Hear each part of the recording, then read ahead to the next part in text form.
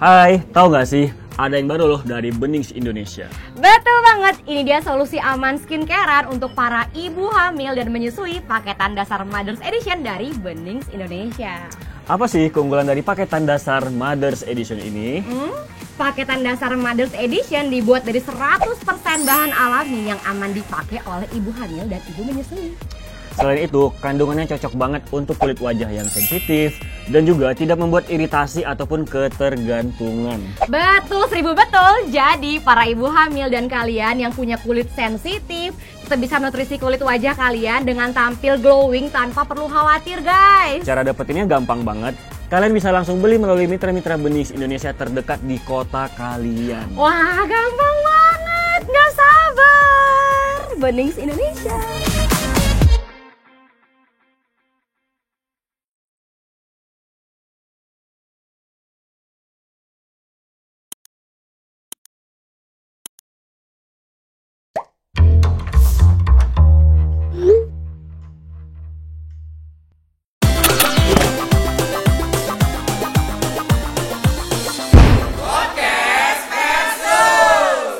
Halo teman-teman Opera Squad bersama Mongol. Hari ini kita ada di satu konten yang sangat luar biasa di Podcast Versus. Dan hari ini kita kedatangan seorang tamu yang berprofesi yang sangat lumayan unik. Dan menurut Mongol itu profesi yang paling berani. Kalau ngejar setan mah udah gampang, itu kadang ada yang hobi. Tapi kalau ini kan profesinya sangat luar biasa sebagai seorang perias jenazah. Gue aja kalau ke rumah sakit, ke rumah duka ditinggal sendiri 10 menit aja gue langsung kabur karena kadang-kadang jenazahnya ngedip. Dari kita hari ini kedatangan seorang tamu bernama Gloria Elsa. Yeay. Halo Mbak Glory. Halo, ngomong-ngomong aku ngefans loh. Wow, Serius sama Bang Aduh Mongol. ya lo sarangnya. Panggilannya Gloria Elsa atau Glory? Elsa aja. Elsa, oke. Elsa berarti kayak di film anak kecil itu ya. Let it go. Ya, let it go. Ya, dapatkan kaset dan CD-nya di Pasar Senen. Tapi kalau bukan nanya kabar gimana, baik? Baik. Baik banget nih. Iya, baik banget. Dengan adanya Covid ini kira-kira pekerjaan sebagai seorang perias jenazah masih jalan? Dong, masih jalan. Justru karena Covid ini orang banyak meninggal di rumah kan. Lebih baik meninggal di rumah. Daripada jadi aku di rumah sakit. lebih banyak kerjaannya. Oh iya. Oke, Mbak Elsa sejak kapan? Maksudnya sejak usia berapa mengambil keputusan untuk bekerja sebagai seorang perias jenazah? Kalau jadi perias jenazah sebenarnya dari remaja, dari umur 18 tahun. Karena mamaku perawat dan memandikan jenazah. Tapi yang profesional tahun 2016 karena aku udah belajar makeup, contouring, teknik segala macam gitu. Oh itu jadi Mbak Elsa kursus tata rias?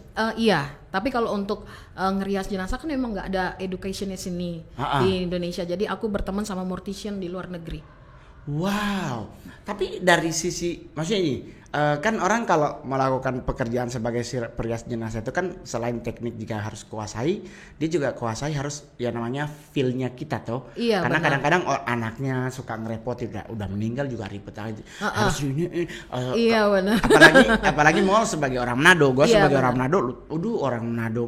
Orang lahir, kawin, itu aja makan-makan terus harus sasakan. Iya benar. Lu bayangin di Manado itu Mbak Elsa, saya masih pernah beberapa kali orang meninggal itu, ibu-ibu meninggal, bahkan ada perias jenazahnya loh di situ. Emang iya. Jadi setiap kali ibadah selesai, ganti lagi gereja yang lain, rambut harus dinaikin. Naikin lagi, touch up ya. Yoi. Touch upin. Nah, kesulitan apa yang dihadapi di saat Mbak Elsa melakukan periasan terhadap jenazah? Kesulitannya mungkin kalau misalnya kita ngerias jenazah dikelilingin keluarga sulit banget tuh karena permintaan banyak. Ya anak cewek 3, seleranya beda-beda. Beda-beda. Yang kedua mungkin karena kenapa penyebab kematian. Nah misalnya nih contohnya Bang Mongol meninggal karena serangan jantung kulit menghitam. Oke, ya kan. Betul. Kalau kena liver itu kulitnya menguning gitu Ya, kan. betul, Nah, betul. itu tekniknya itu berbeda-beda. Berarti harus disiasati biar tidak terlihat kuning, tidak terlihat Karena hitam. kan kita kan ngerias jenazah di suku-suku tertentu kayak Batak, Manado, apalagi Toraja bisa sampai berhari-hari gitu kan belum dikubur. Betul, Jadi betul. aku harus memantapkan makeupku sampai istilahnya nih Hari keempat. hari keempat harus benar-benar long lasting dan waterproof. Jadi kalau air mata turun, dia tinggal ngalir gitu doang, nggak ngerusak makeup. Oh, tapi by the way dengan kondisi seperti itu kan sebenarnya pekerjaan orang bilang oh kan gampang ngerias jenazah cuma dibegitu-begituin. Oh, nggak Padahal gampang, kan nggak gampang.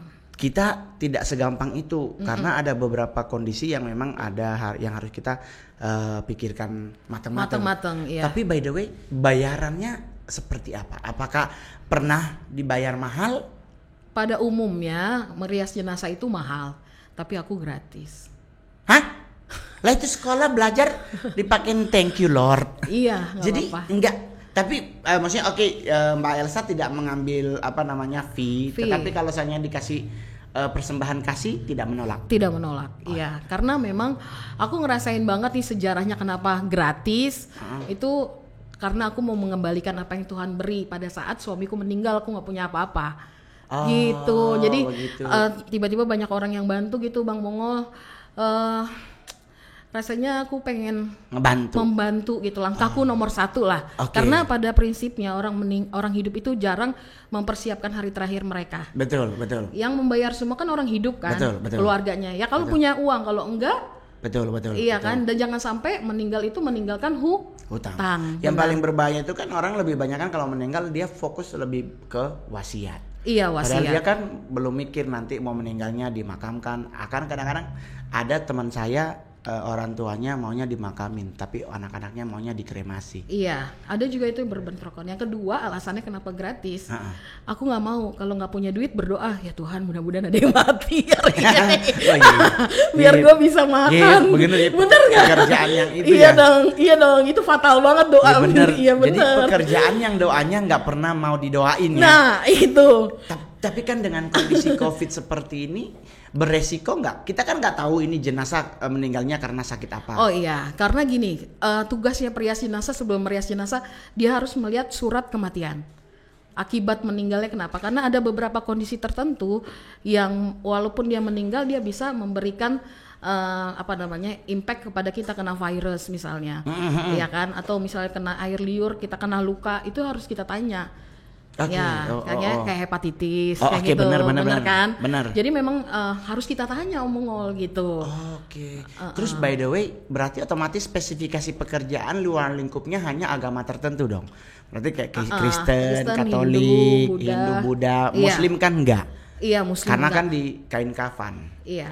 Jadi nggak terlihat dia ada makeup atau ada touch up. Iya, tapi kemarin aku dapat wasiat, ada orang yang mau meninggal yang Muslim, tapi minta didandanin, gimana tuh? Oh, nggak apa-apa. Yang penting kan setidaknya di saat ditutup, Iya. ditutup kain kafan dia udah Iya, keren ya, cantik ya. Dan Nggak makeup masalah yang ya. digunakan kan juga makeup yang sudah masuk kategori halal. Iya. Nah, Mbak Elsa kan kita back dulu ke masa lalu. Iya. Mbak Elsa di saat kehilangan seorang suami itu seberat apa sih perasaan Mbak Elsa? Wah, berat banget Om Mongol. Suamiku itu sakit berpuluh-puluh, ya maksudnya masih muda gitu, umur 38 tahun, tapi 2 tahun itu udah sakit parah, bolak-balik. Aku udah nggak punya mertua, which is aku ngerjain sendiri, nyari uang juga.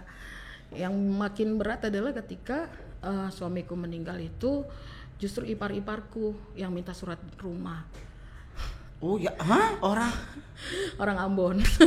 Jadi ya ampun Bapak di surga. Terus abis itu kita diusir dari rumah.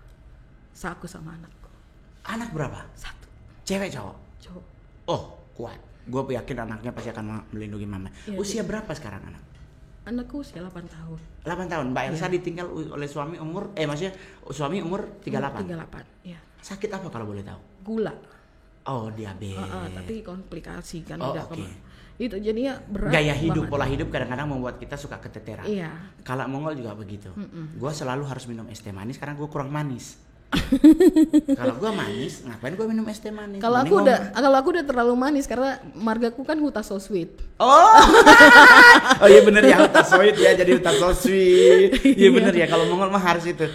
Tapi ya, yang penting sekarang belum kepingin mencari pengganti dirimu. Mungkin berat ya menjadi pasangan aku karena aku tinggal terus. Karena pekerjaan perias jenazah itu 24 jam. Kita lagi tidur enak-enak. Tapi ada nggak pindah kota? Aku di Bandung pernah, ke Udah Bogor sampai pernah. oh, Iya. okay. Itu makanya kalau misalnya kita lagi tidur jam 2 pagi di telepon, ya harus berangkat Tom gitu. Mau hujan badai kita tetap harus berangkat.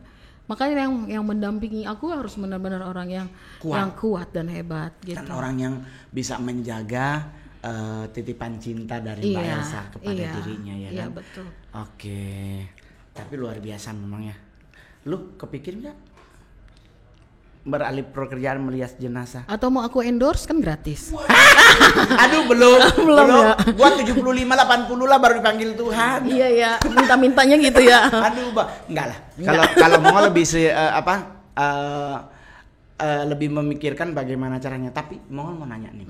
Di saat melakukan rias jenazah tersebut, pernah merasa takut nggak? Takut sampai sekarang. Hah? Tapi aku lakuin juga. Karena udah nazar kan. Saya pernah 2 kali ke acara orang meninggal. Dan di saat gua ngeliatin ke jenazahnya tuh kayak ngomong ke Mongol. Oh sama aku juga pernah nggak? Pernah. Ngerasain kayak jenazah tuh berbicara. Bikin lagi pingin berkomunikasi dengan kita, sepertinya rohnya tuh masih ada di situ. Iya. Kalau aku gini Mongol, aku cerita sedikit ya. Jadi aku kalau kadang-kadang ngerias jenazah tiba-tiba bicara atau dengar suara lirih, itu aku sampaikan sama keluarga dan benar, selalu benar. Nah, tapi di sisi lain gue merasa kayak ini gue bener nggak ya dapat kasih karunia Tuhan gitu kan? Atau gue schizofrenia nih, tapi selalu bener gitu kan? Nah ini sebenarnya aku mau nanya sih sama Om Mongol, kira-kira nih Om Mongol, kalau hal yang kayak gitu gue terima tuh apa sih? Nggak ada masalah sih. Nggak ada masalah. Nggak ada masalah. Yang bermasalah itu kan kalau kita nyembah setan.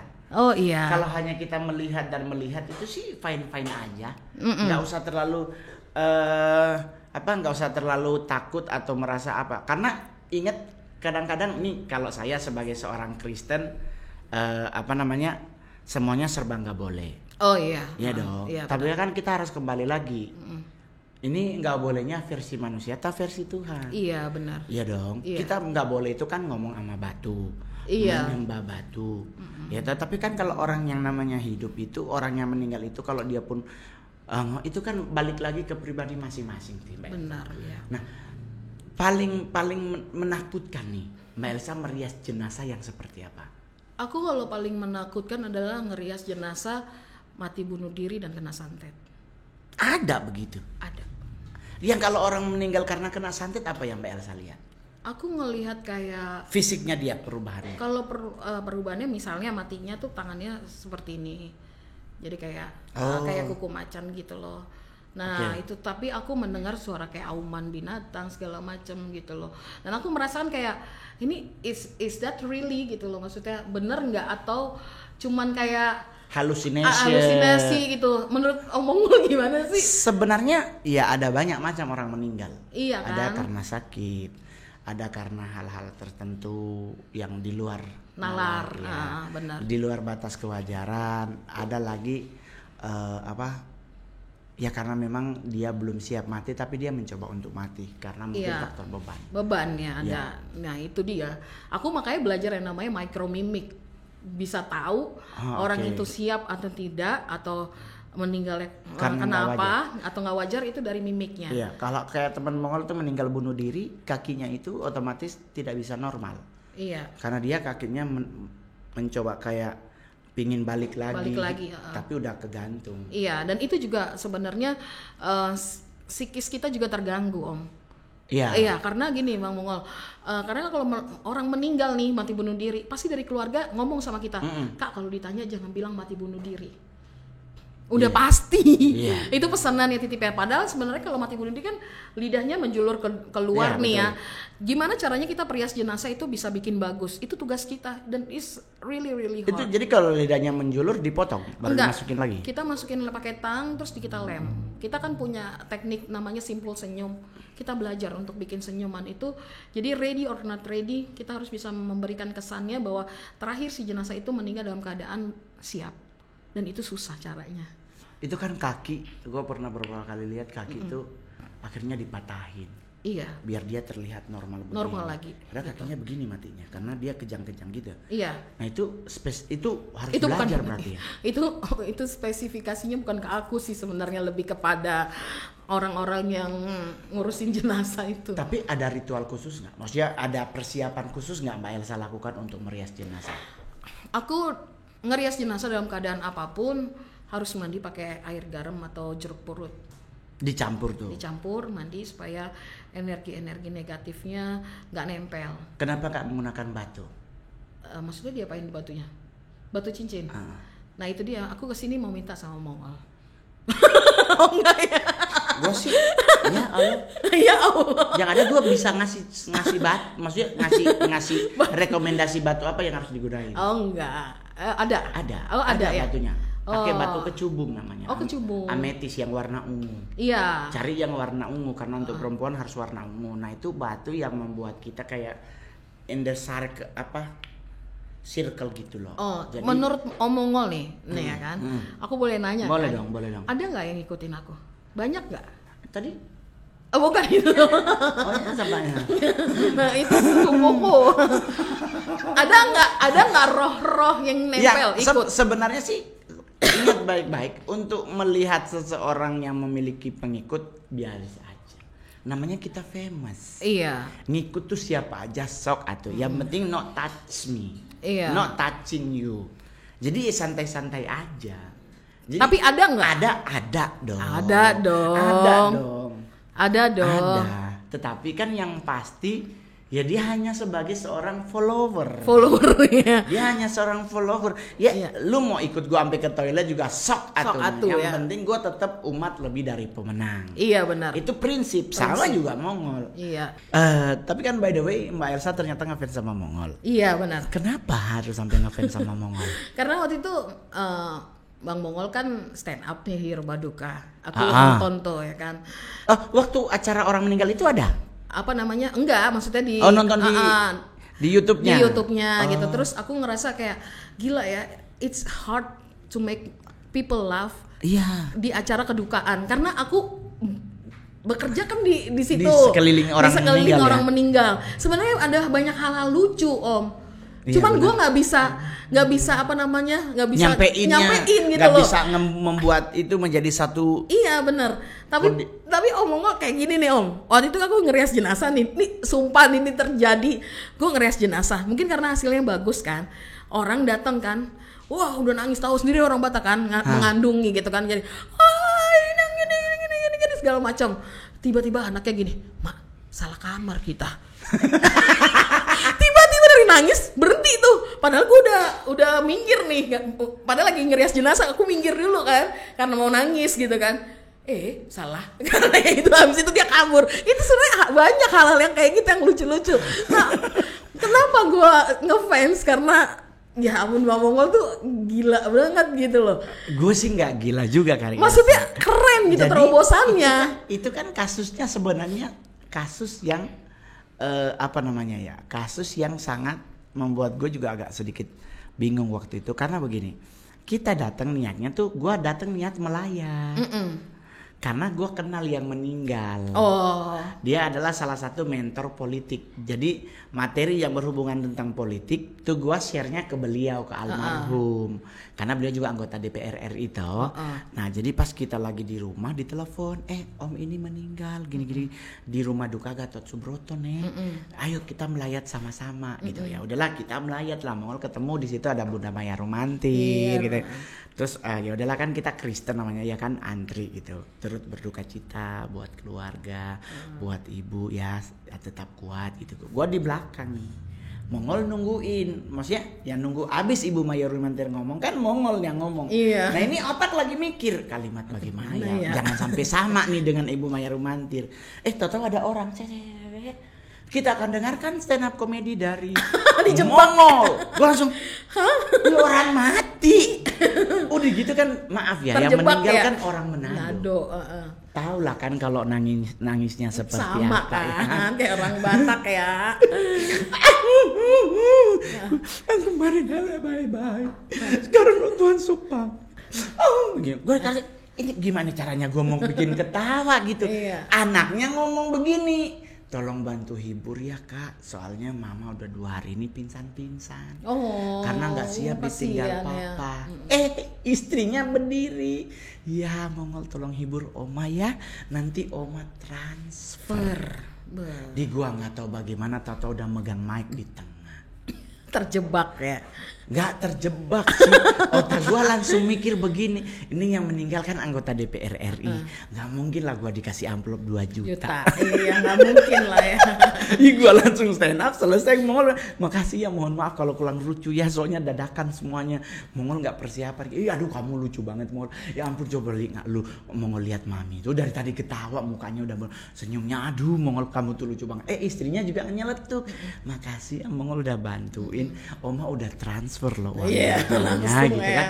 Dia bilang maksudnya Oma udah ditransfer buat persembahan kasih dari atas nama keluarga ya.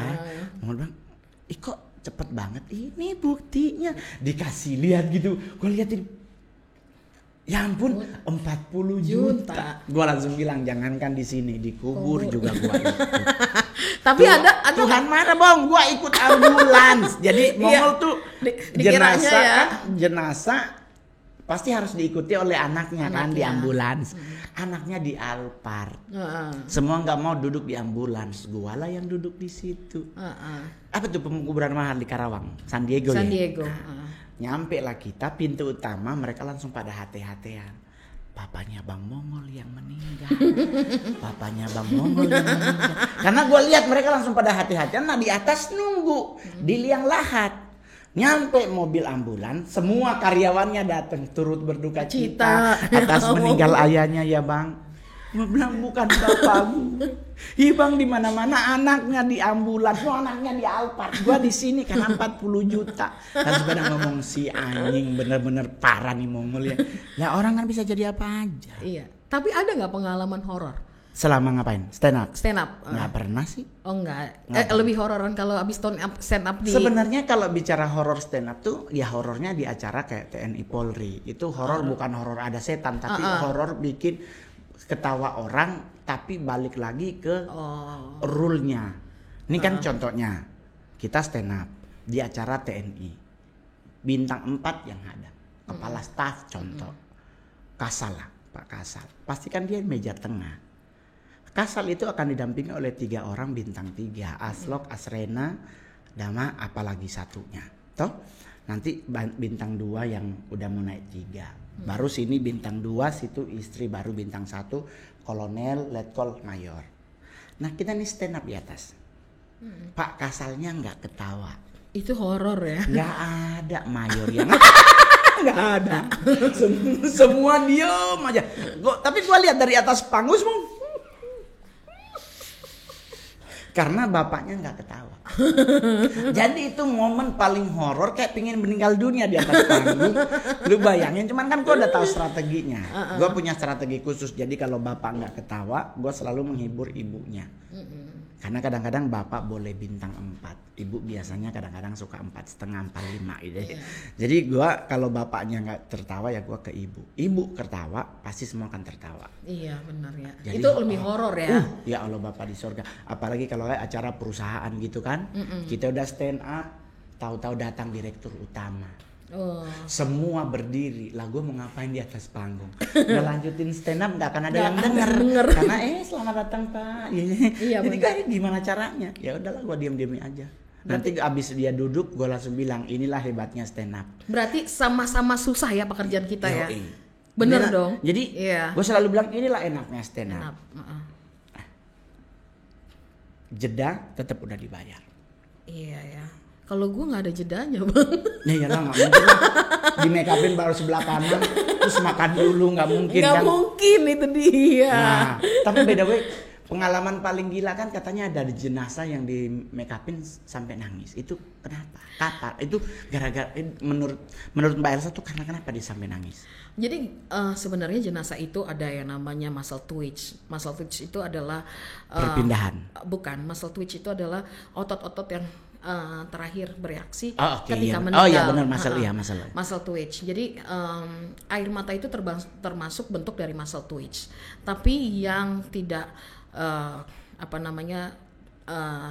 yang benar-benar heran adalah ketika air mata itu turun sampai setengah jam. Nggak mungkin, impossible. Iya. Ya kan, walaupun tubuh kita terbuat dari air, ya kan, tapi nggak mungkin, pasti ada tertentu. Nah ini yang meninggal itu pas nangis itu adalah jasad ibu yang berjuang untuk melahirkan anaknya. Jadi anaknya lahir, ibunya meninggal, atau yang meninggal pada saat hamil tua, itu pasti selalu nangis. Jadi bersama bayinya, meninggalnya dikubur, jadi bayinya nggak dikeluarin, mereka dikubur bersama-sama. Oh, Gitu. ada pernah kasus itu? Aku pernah. Ya ampun. Aku up kok di Instagram aku juga. Kira-kira kalau menurut Mbak Omongol, aku nanya nih, setelah kita mati kita ke mana? Ya kalau dari agama Mongol sih kita ke tempat penampungan sama kayak penjara, sebelum masuk kamar di penampungan semuanya. Enggak, maksudnya kan ada yang 40 hari katanya arwahnya masih bergentayangan. Itu kan versi. Versi ya. Ya, itu versi. Ya. Nah, Sama versi kayak itu yang dipakai oleh hal-hal yang gaib menjadi manipulasi, dimanipulatif. kalau aku percaya setelah mati itu langsung menuju ke Ya, tempatnya. dia harus ke tempat yang memang dijadiin sebagai tempat mapenaling. Iya. Masa pengenalan orientasi lingkungan. Jadi dia harus masuk ke situ karena nanti setelah itu baru akan kalau dari agama Islam akan ditanya nabimu siapa, baru dan sebagainya akan lu masuk ke surga atau tidak, ya kan? Nah kalau Mongol sih, gue selalu prinsipnya adalah ya gue ke surga, gue nggak mau masuk surga. Karena kalau gue ke surga berarti bisa aja gue di luar, nggak apa-apa deh, yang penting di surga. Iya, benar. Soalnya kalau kita masuk surga, aduh berat di dalam.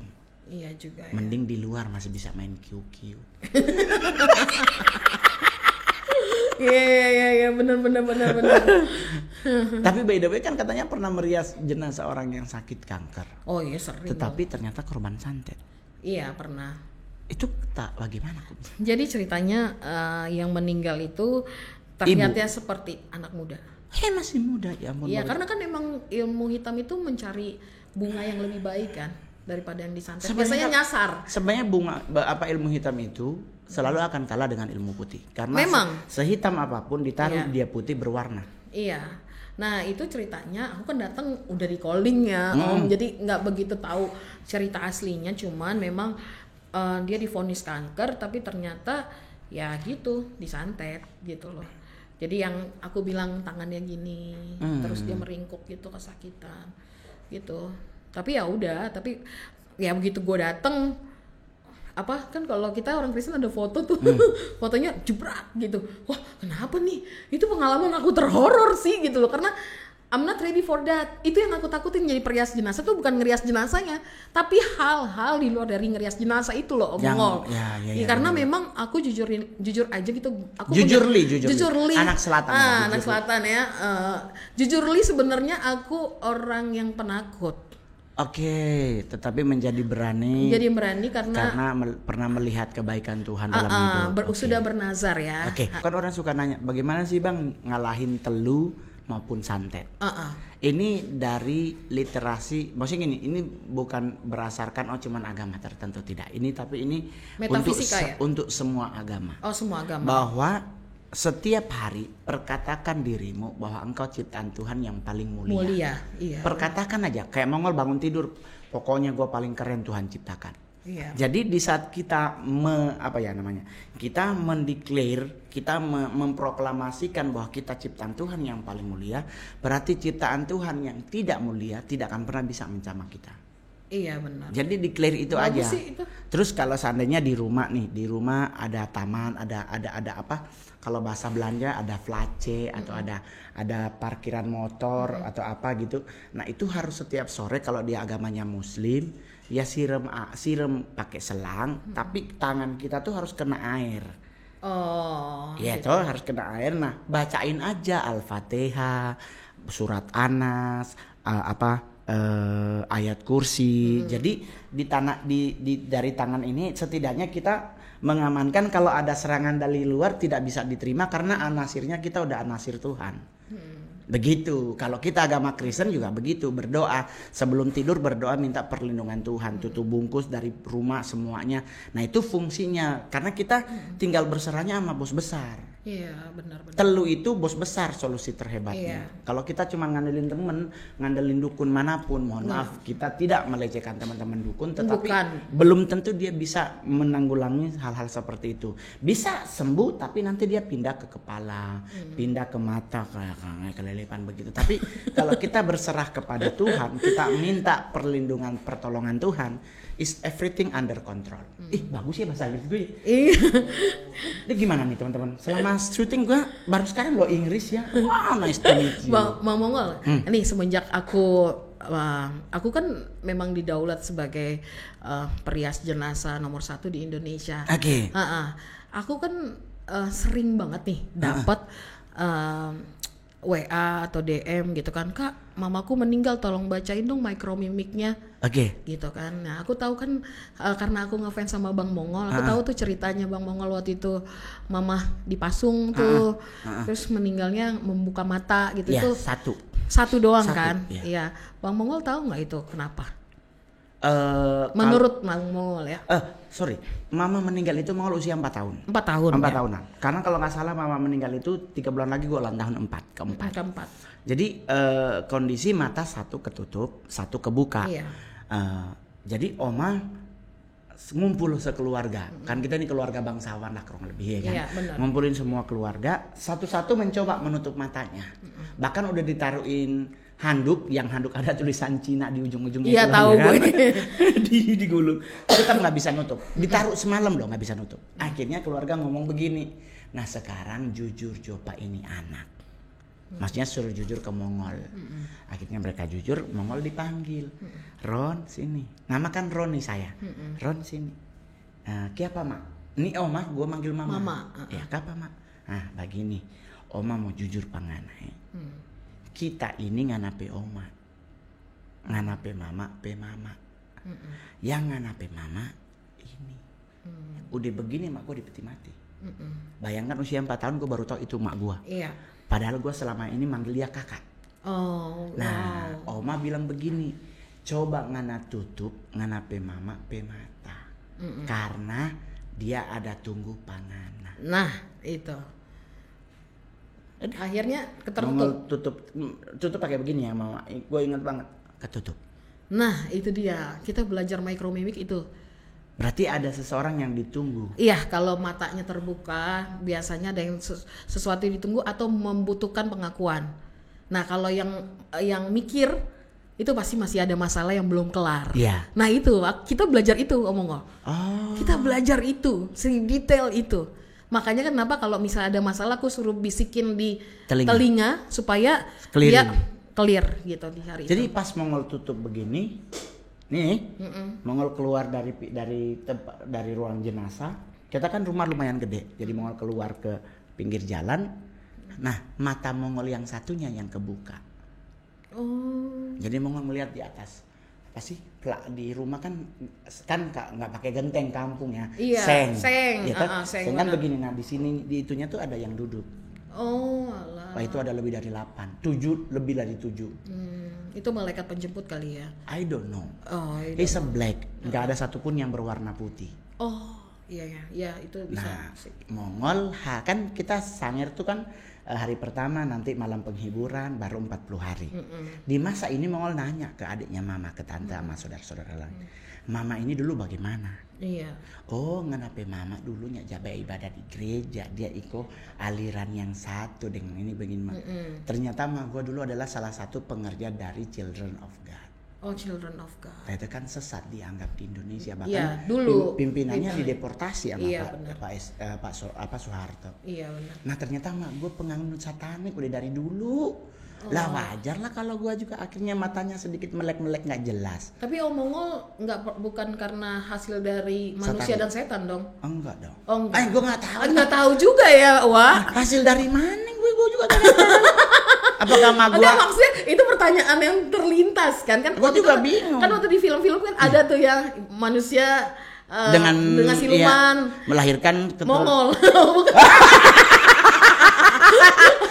Mak gue meninggal tahun 82, terus kalau gue mau nanya gimana dong? Karena gue jujur di saat gue diajak oleh teman-teman satanik, dia nggak ngomong macem-macem. Orang lain kan, orang lain tuh ala-ala marketing lah ya. Kalau menggunakan produk ini, pasti ibu kulitnya akan kelihatan kinclong. Padahal kayaknya pemutih deh, putih banget, lehernya belang gitu. Nggak, kalau ini nggak, dia cuman kalimatnya cuman simple banget. Nggak akan pernah gue lupa kalimat itu. Karena dia cuma bilang begini, join with us. Lah berarti kan dia udah tahu gue ada mungkin ada urat nadi satanik atau bagaimana. Karena orang lain kan lu besok ada kegiatan nggak? Gue lagi bikin kegiatan anak muda nih, ayo sama-sama yuk ikut. Tapi lebih enak biar gue promoin komunitas gue, yuk kita sambil makan. Kalau gue nggak begitu, dia cuma ngomong join with us. Tapi kalau malam bulan purnama nggak berubah kan? Enggak dong, gue tetap Mongol. Cuman berarti aman. Di saat dia ngomong join with us itu, ya udah dari situ mulai kebuka. Gue bisa membaca seseorang, gue bisa melihat satu rumah ada apa. Aku bisa dibaca nggak? Nggak usah, panjang durasinya. Panjang. Soalnya kita cuman kurang lebih 40 menit bayar. Kalau dia jadi panjang otomatis 40 menit kali 3. Udahlah nggak apa-apa lah, honor sejam ya, honor sejam yang ditransfer, honor sejam buat di kru. Bocor nih. Tapi kan dalam setiap pekerjaan itu kan kita pasti mendapatkan banyak hal ya.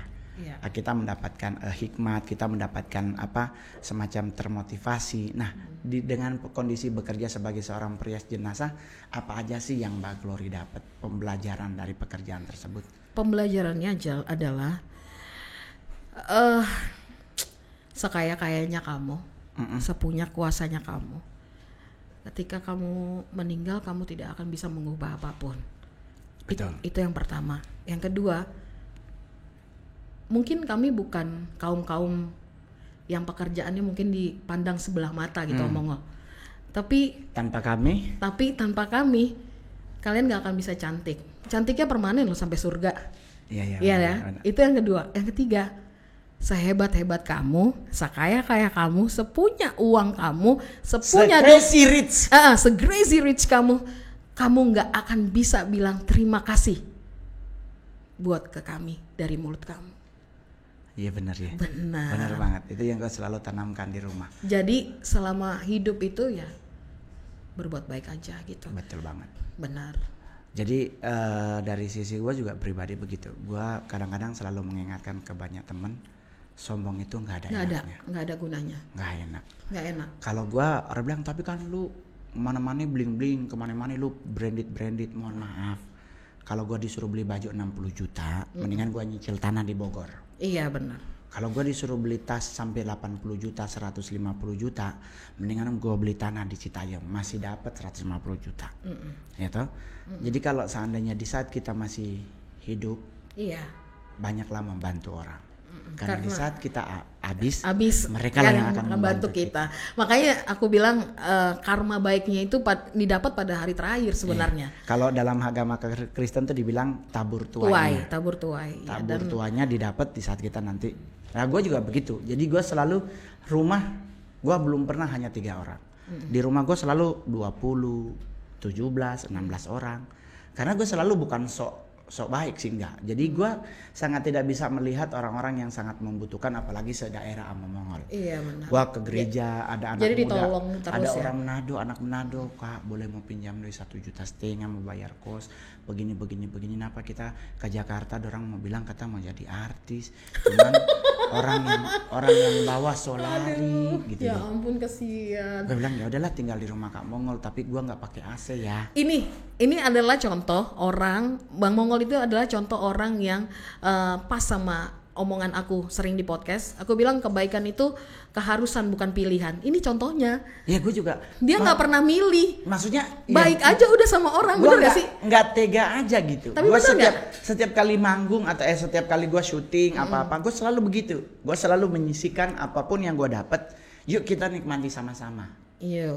Itu gue main film gitu, gue dibayar sepersekian nih, kayak gue main film satu film gitu dibayar 150 juta, 100 gue bawa, 50 jutanya gue bagi ke tim. Gila, aku ada butuh lowongan nggak? Buat merias jenazah, gue belum meninggal, anak gue masih kecil, jangan dulu. Jadi buat teman-teman Opera Squad, pesan Mongol adalah khusus yang udah sampai bukan lagi squad, tapi bukan cuman Opera Squad, tapi yang operaholic, yang benar-benar cinta mati sama opera. Pesan Mongol cuma satu. Di saat Anda punya kesempatan untuk berbuat baik, Berbuat baik. langsung dilakukan. Nah, Jangan nunggu. Karena kadang kalau nunggu tahu-tahu malaikat maut jemputnya malam, nggak jadi berbuat baik. itu. Jadi mulailah berbuat baik, melangkah dengan satu langkah. Nggak usah langsung 15 langkah, satu aja. Maka hidup kita akan menerima hasil kebaikan. Oke, haleluya. Ya, kita akan berdoa persembahan. Jangan lupa di subscribe, di like, di share, di komen. Dan yang paling penting sebenarnya begini teman-teman. Jangan hanya menjadi viewers. Jadilah. Tapi marilah kita menjadi keluarga bersama di Opera Squad. Menjadi bagian dari Operaholic bersama Mongol. Dengan cara loncengnya juga diklik. Biar lu yang paling pertama dapat semua konten dari opera. Oke? Saya Mongol Stress. Ini Dan Mbak Gloria Elsa. Dadah. Semuanya. Mwah. Gue jadi ikutan.